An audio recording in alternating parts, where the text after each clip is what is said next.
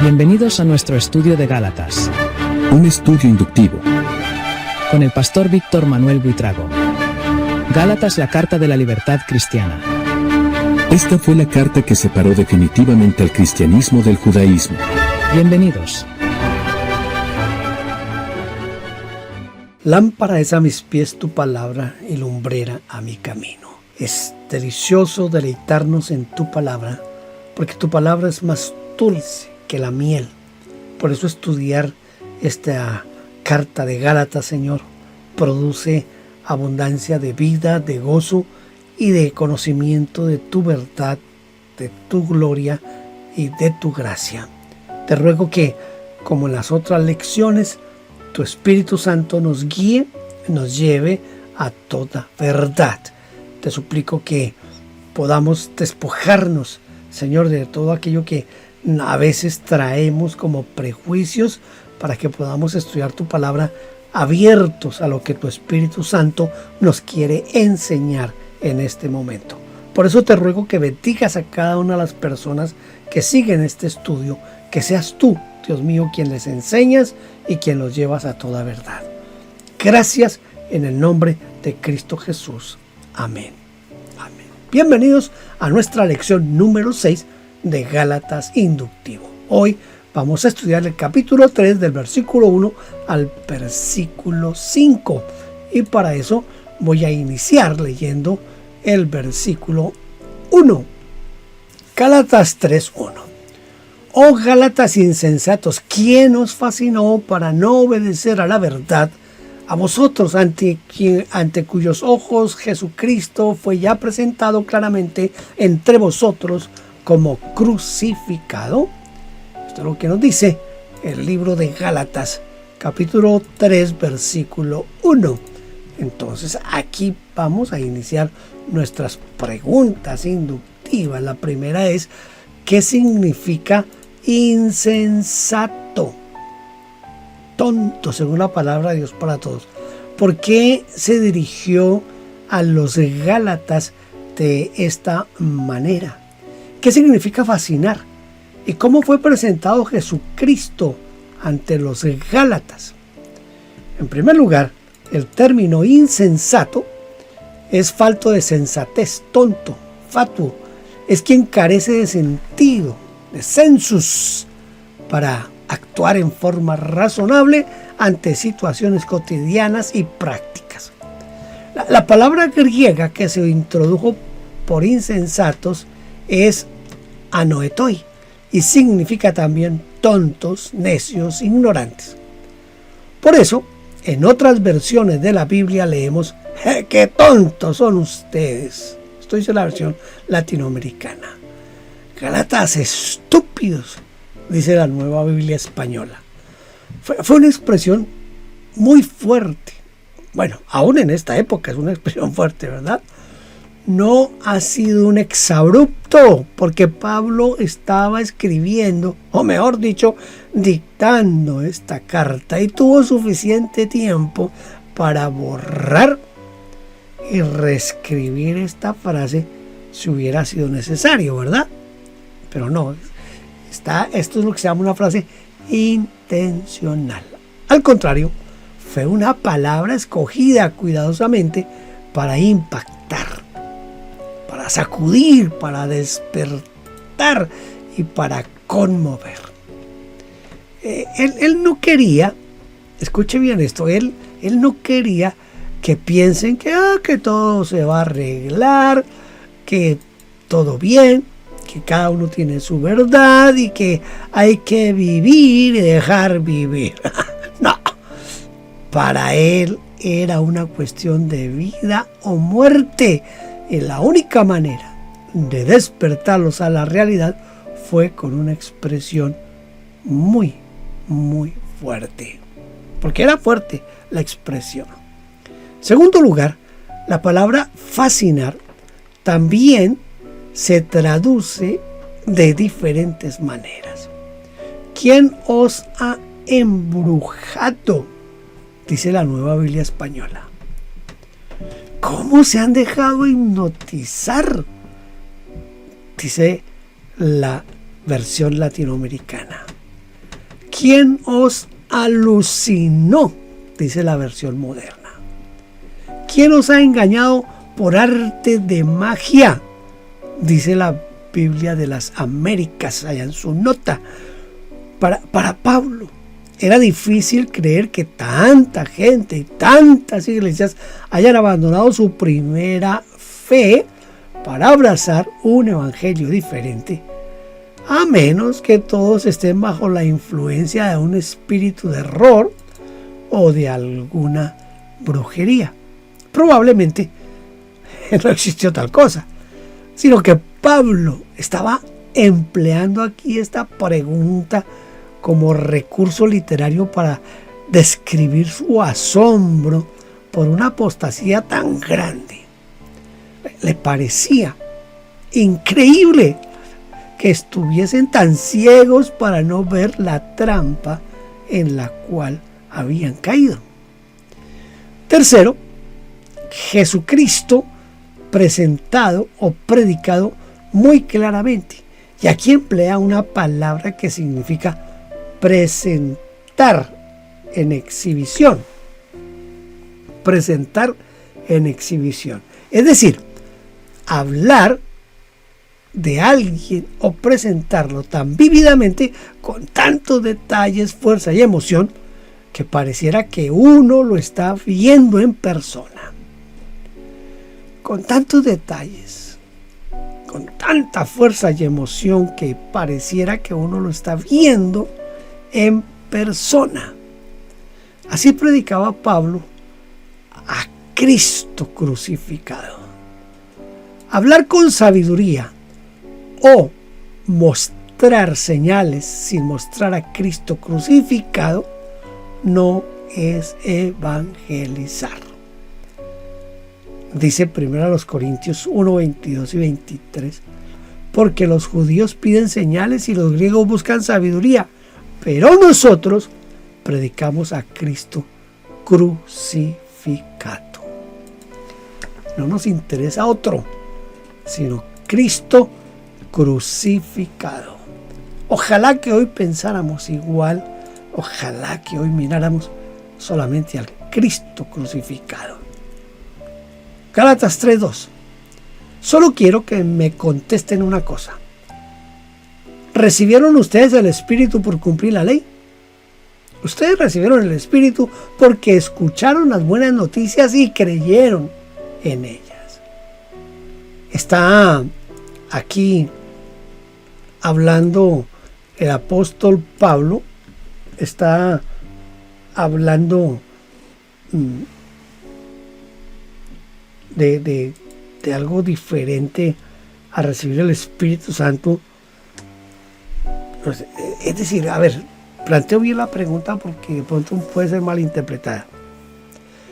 Está hablando aquí Pablo de recibir el Espíritu Santo como una segunda experiencia o algo así como el bautismo en el Espíritu Santo, o aquí Pablo está realmente hablando desde la conversión, del momento de la conversión.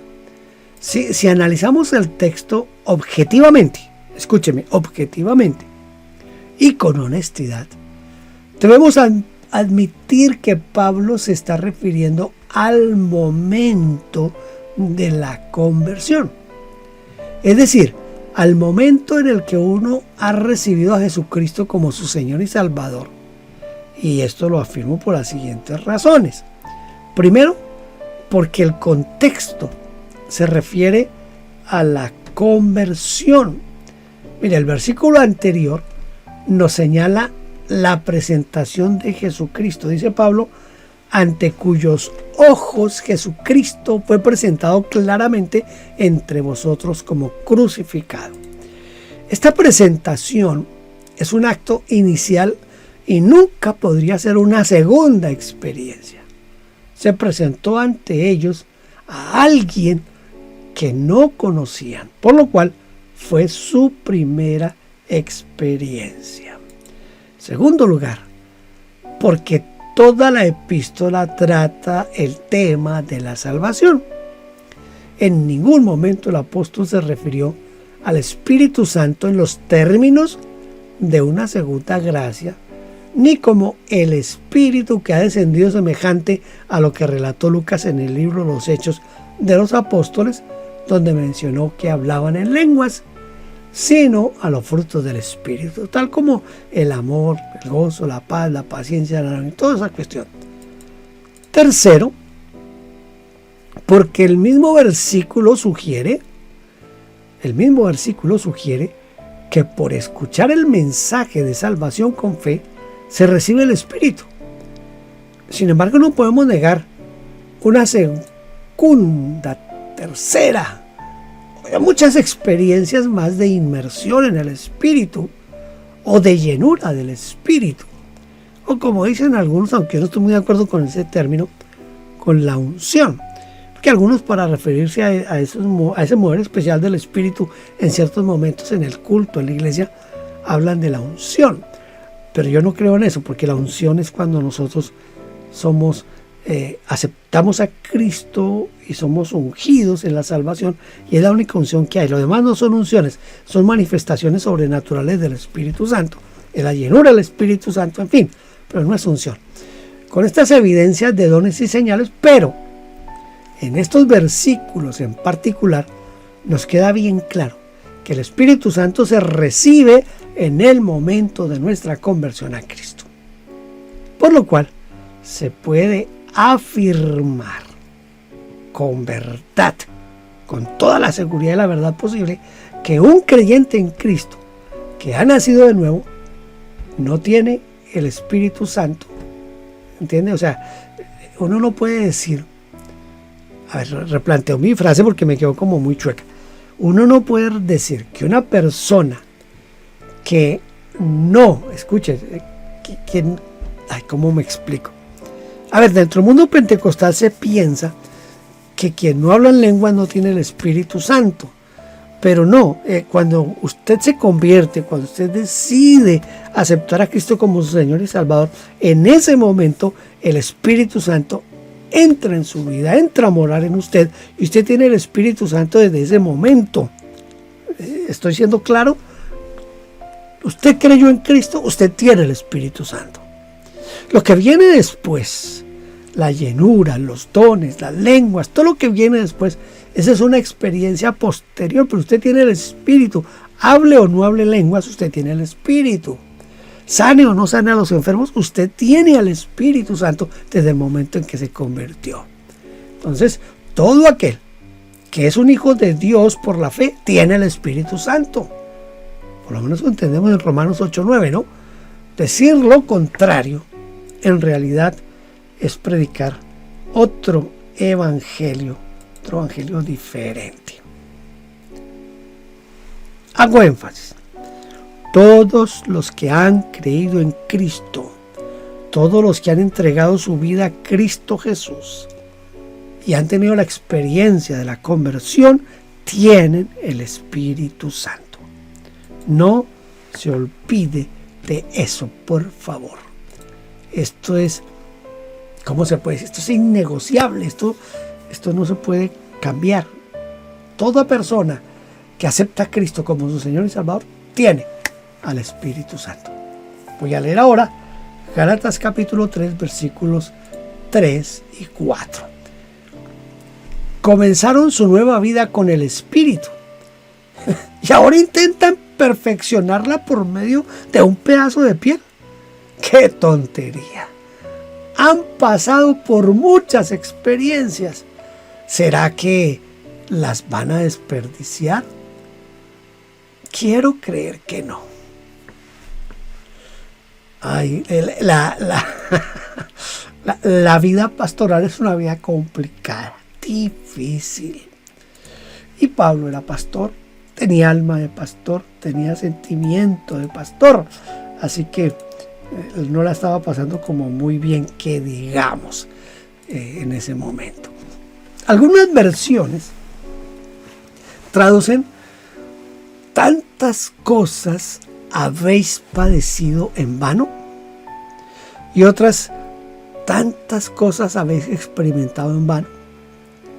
Dado que la palabra en griego es la misma para ambas cosas, o en ambos casos, ¿cuál sería la traducción más correcta para este asunto aquí que estamos tratando? ¿Cuál sería la traducción más correcta? Nuevamente, debemos ir al contexto.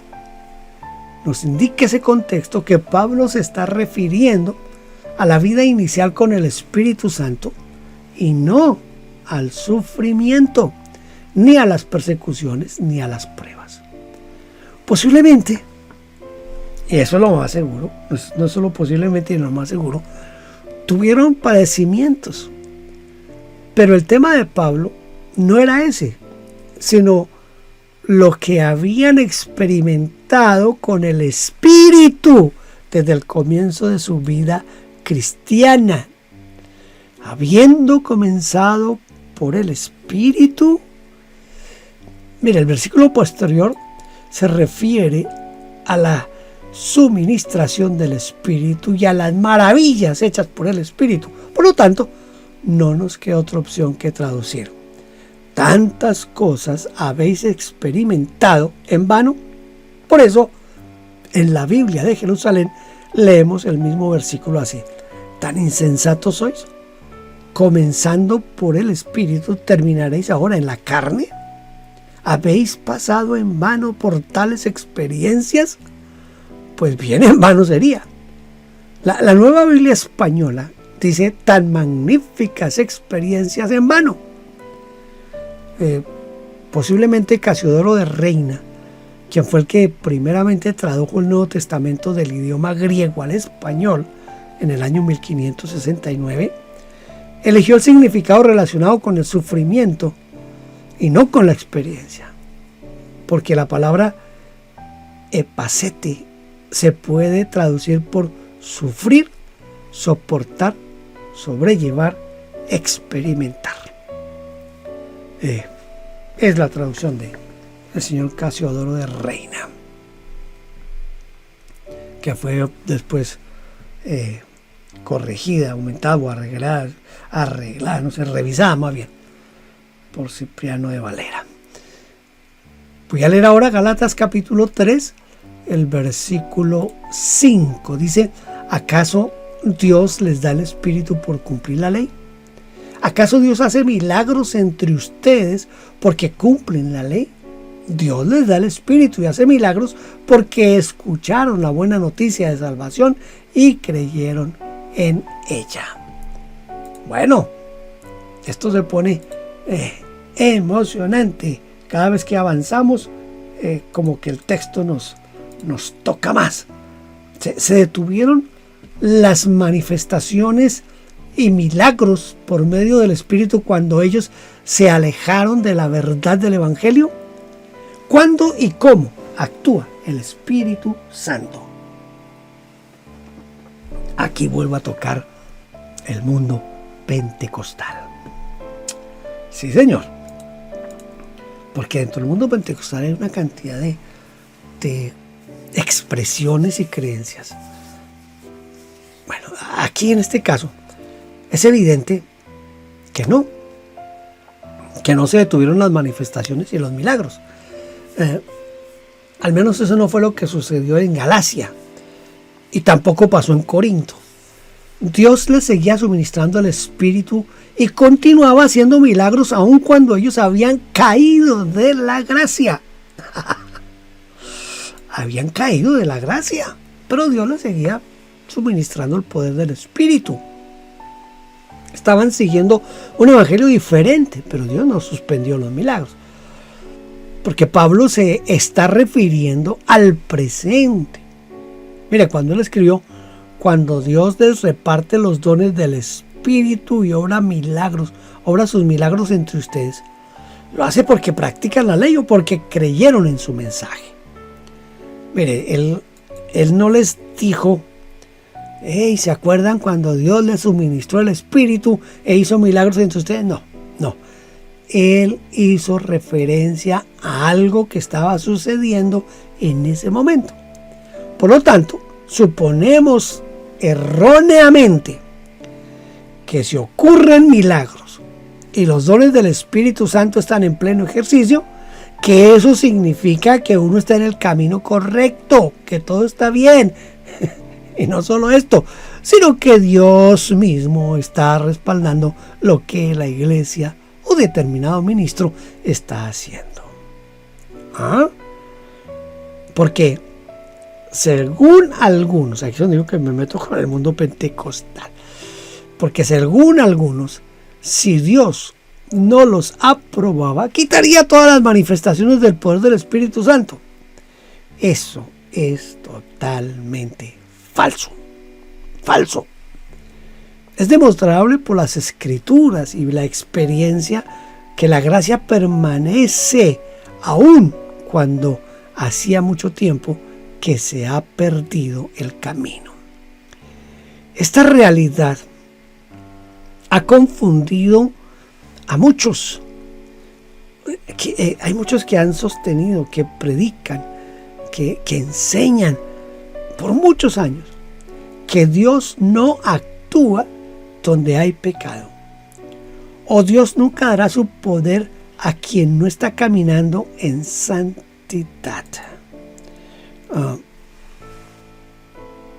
Tremendo esto, ¿cierto? Que Dios no actúa donde hay pecado y que Dios, que nunca le va a dar el poder a quien no esté caminando en santidad, o que el Espíritu Santo nunca va a respaldar una herejía, un error. Y cuando sucede lo mismo que ha sucedido en Galacia, se quedan confundidos y sucumben en la primera crisis de fe. No pueden aceptar esa contradicción y a veces recurren a respuestas simplistas como: los milagros que están haciendo son obras del demonio y no de Dios. No, tampoco ese es el camino. Pero eso no fue lo que escribió el apóstol Pablo. Él estaba seguro que Dios seguía dándole las manifestaciones del Espíritu Santo y obraba milagros entre ellos, aun cuando ellos estaban fascinados o bajo la influencia de un trabajo de hechicería, porque la gracia va más allá de nuestras obras, de nuestra conducta, de nuestra santidad. Si no, pues entonces no sería gracia, ¿verdad? ¿Por qué es gracia? Porque es un regalo, es un don inmerecido. Por eso, el apóstol Pablo está seguro que aunque los hermanos de Galacia están un pocotón desviados, que todavía lo que pasa allí es obra del Espíritu Santo. En segundo lugar, es notable que la obra del Espíritu Santo depende de nuestro oído. Pero este oído no es, a ver cómo, más así lo puedo explicar más adelante. La pregunta es: ¿lo hace por las obras de la ley o por el oír con fe? Eso es lo que pregunta Pablo. Últimamente se está enfatizando en diversos seminarios el hablar con fe, o decir palabras de fe, o proclamar la fe, o declarar la fe. Pero Pablo escribió que los milagros ocurren no tanto por lo que se habla, sino por cómo se oye. Si oímos con fe, Dios suministra su espíritu y obra milagros. Estemos como estemos, en la verdad o en el error. Nos gustaría que eso no fuera así y que Dios concediera sus dones y milagros solamente a los que caminan en la verdad. Pero, escuche, solamente a los que caminan en la verdad. Pero muy a pesar nuestro, esto no es así. Muchos caminan en la verdad, pero no oyen con fe. Guardan la palabra, siguen la sana doctrina, viven honestamente, pero no ocurre nada en sus vidas simplemente porque oyen, pero no creen. Y Dios es fiel a su promesa, que dará sus bienes a los que creen, a los que oyen con fe. Tratemos de memorizar la Biblia. Este texto es bien desafiante para lo que estaba hablando en la clase anterior y esta. Gálatas 3:3. He tomado el de la Nueva Traducción Viviente. ¿Será posible que sean tan tontos? Después de haber comenzado su nueva vida en el Espíritu, ¿por qué ahora tratan de ser perfectos mediante sus propios esfuerzos? Vuelvo y leo. ¿Será posible que sean tan tontos? Después de haber comenzado su nueva vida en el Espíritu, ¿por qué ahora tratan de ser perfectos mediante sus propios esfuerzos? Gálatas 3:3 en la Nueva Traducción Viviente. Gracias por haber estado conmigo aquí en esta lección 6. Espero que nos podamos ver en la lección número 7 con la ayuda del Señor. Mientras tanto, deseo que Dios les bendiga de una manera especial. Ya sabe, si tiene preguntas, inquietudes, quejas, reclamos, no tenga temor en escribir ahí en la cajita de los comentarios o de escribirme a victorbuitrago@gmail.com. Dios le bendiga. Gracias por vernos. Favor inscribirse en nuestro canal. Denos un like, toque la campanita y déjenos su huella con un comentario. Bendiciones.